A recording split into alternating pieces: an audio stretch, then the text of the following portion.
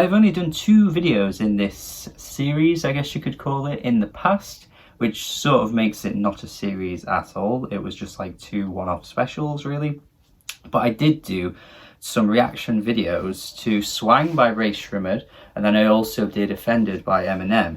And the whole point of the series was meant to be songs or albums that I absolutely detested, hated, really didn't like, and then I go back to them, record my thoughts in front of you guys to see if the opinions remained the same.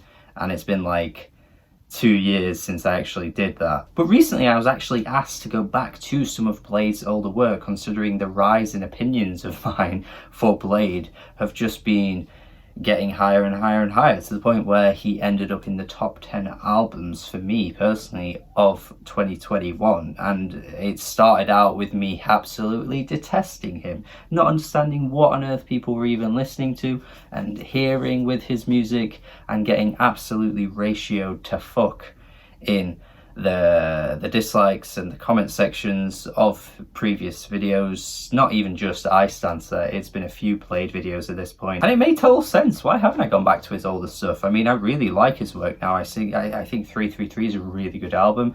I still think that album with Mechatok is pretty underrated as well. I'm a bit unsure as to what people didn't quite like with that album, to be honest. I quite like the trance inclusion on the tracks, and then of course The Fool is just really bloody good. I find that album really addictive. I go back to that one so often. So yeah, it's time that I bite the bullet, check his older stuff, and see if my opinions have changed. And you will be happy to know that my opinion of Icedancer has very much changed. It's gone from me absolutely hating it to thinking it's pretty good. I still certainly have gripes with the album, which I'll get into, but I think generally on a general level,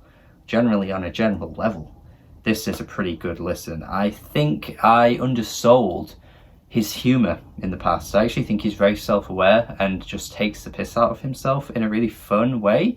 And I never really caught on to that. I used to think the lyrics that he spouted were really cringe and just pointless and random. But actually, I think Blade knows his audience and knows himself well enough to totally just make fun of himself. I think Be Nice to Me and Frosty the Snowman might be the 2 best examples on the album of this. Be Nice to Me particularly, I just think the idea of saying to someone, if you're not going to talk to me nicely, then I'm not going to hear what you're saying. And it's like, bro, fair enough. I respect it. I feel the same way. It's like, what? It's why I don't really like Gordon Ramsay. Like, Gordon Ramsay, you're just going to shout in people's faces? I'm not listening to that. If you're going to shout in my face and condescend me, I'm not listening. I mean, I would like to think I never make food as bad as some of the restaurants that he visits. I'm an okay chef at best, I suppose. But still, shouting in my face. I mean, no one's going to listen to that. They're not going to change their ways, Gordon. Listen to Blade. He's got it right. Talk to people nicely. And the beat switch on this track is a bit mad as well. There's only a few tracks that have really like specific beat switches that really stand out, and I'm just sat here thinking, why aren't more tracks doing this? Because I think the beat switch on this track is great. Frosty the Snowman is an entertaining track as well. He doesn't play with Nintendo. Fair enough, again, you know, you just don't play with Nintendo. But again, I do think some of the lyrics that he's spouting out on this track are really entertaining in a really nerdy way. I think he nails that that vibe quite well. He's quite clearly playing this I want to say submissive, nerdy type that is very soft and not particularly very assertive, and I don't know if that's actually his real persona or it is just the Drain Gang persona. But I think when you actually read into some of the things he says, I do feel like it does come across more like a character. But even outside of that, regardless of how you interpret the lyrics, I still think tracks like Side by Side are really nice. I think the melody on this one is really lovely. I think the track with Young Lean is hard as hell. This is another track for me where I feel like Blade could have really leaned into a little bit more. Young Lean. With like the processed auto-tune vocals, it reminds me of like some late 2000s, early 2010s trap. I feel like Waka Flocka would have done something like this, or at least had been featured on a track that sounded a bit like this. I think Waster's a really cool track. I think this one is very indicative of how the album looks. I feel like you are just kind of drugged up and you're just seeing all these kinds of weird colors, you know, you're on some kind of shrooms or some shit or whatever it is. I mean, I'm saying this like I know. I actually am not a person that takes drugs. Like, anyone could say that on YouTube. They could just be lying and saying that they wouldn't because it would make them look good. But I'm here to be honest with you guys. I never take drugs. So I like tracks that make you feel like you are feeling something that you haven't exactly felt yourself. I've always felt that way about music, and this track is a good example of that. I feel like I am Bladee in this situation with the pills under his tongue, as he says in the lyrics, because you just kind of look at the album cover and it's all really weird and dizzying and colourful, and I feel like I'm in that experience, and I like songs that are able to do that. It's like breakup songs, you know, you might not necessarily relate to how that artist is feeling, but if they can express themselves in a way that, you know, really gives you those feelings without actually having those feelings in the moment, I think it's impressive, and I think that's what this song does, if that makes any sense. I think For Nothing is ahead of its time, man. This is a lockdown song for the ages, man. I dress up for nothing, doing what I meant for nothing. Bro, didn't we do this every single day during those lockdown days where you couldn't leave the house, you're getting dressed, you have no purpose, you've got nothing to do?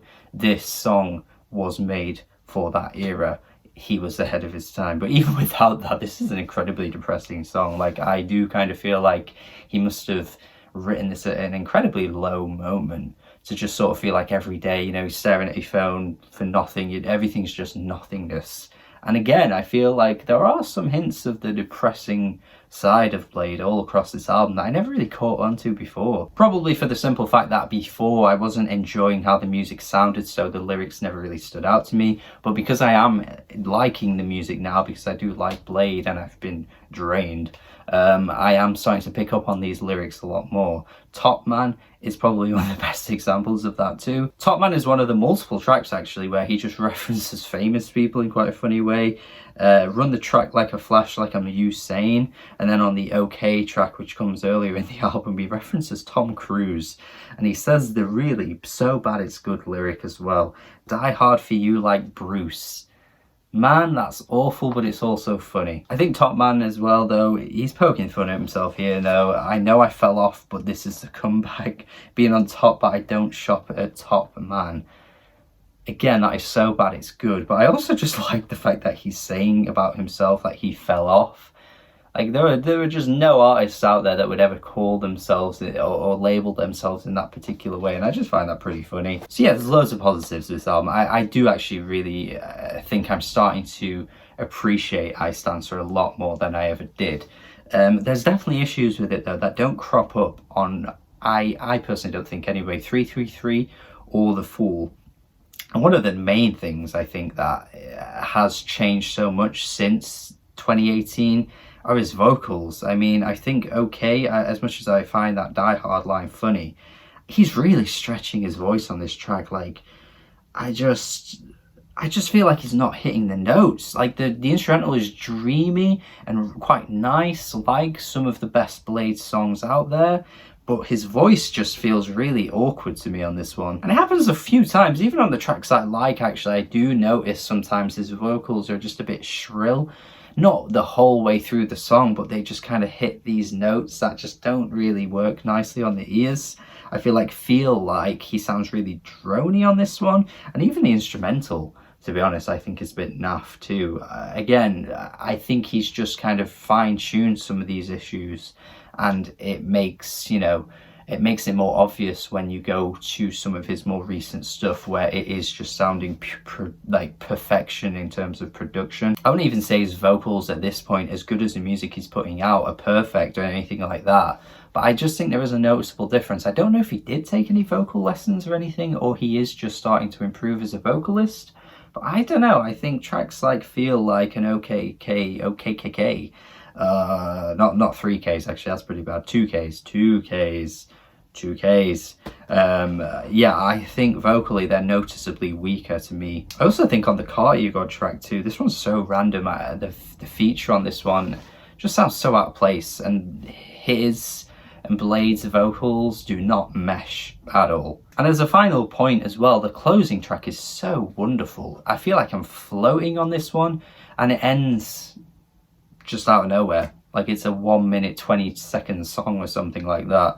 Why this song is so short, I do not know. But aside from that, I think overall this track is this album is pretty good. He's improved in a lot of ways though. I will stand by that. I think production, the production these days, I think is really pretty. I think it's really atmospheric, and I don't think he quite nails that on this album all the way through. He does get it on so many tracks, but I don't think it consistently keeps me locked in the whole way through. I think vocally he isn't quite as good, but even with these criticisms, I actually think this is a good album. I actually would probably put it third now, behind The Fool and 333, or maybe fourth. I don't know. It's definitely gone up in my estimations. That is all you really need to know. Maybe a Blade ranked one day is something I'm gonna have to do, a worst to best video, but when I've fully finalized all my opinions. That might be a fun video, to be honest.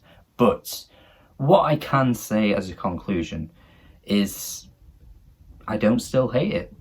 Do I still hate it? The answer is no, I don't. I like this.